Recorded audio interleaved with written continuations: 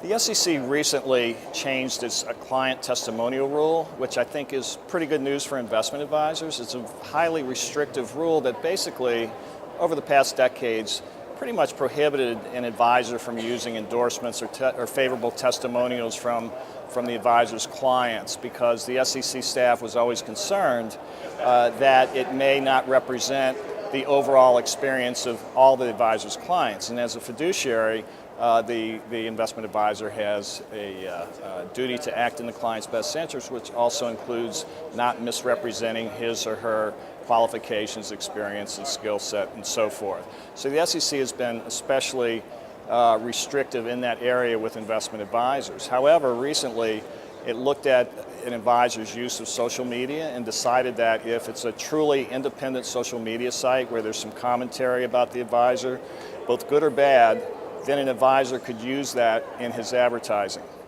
And advertising is also broadly defined by the SEC, so that it could be the advisor's website, it could be a client brochure, marketing advertising, etc. So it's good in that way, but the advisor also, I think, has to be aware that there's, on the downside, you have to include everything.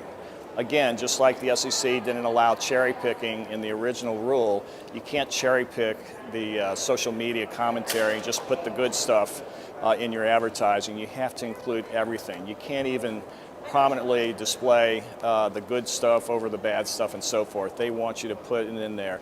So I think it still remains to be seen how useful this will be for advisors, because if you look at Yelp and restaurant and movie reviews, they're all over the map. You can have one person who loves the restaurant, hates the movie, and if you use this, you have to put in everything. And when it comes to investment advice, a lot of clients and investors obviously don't understand what goes behind all the work that an advisor does, so that if it's been a bad market year, then maybe the advisor gets a negative review, and it's really not his fault.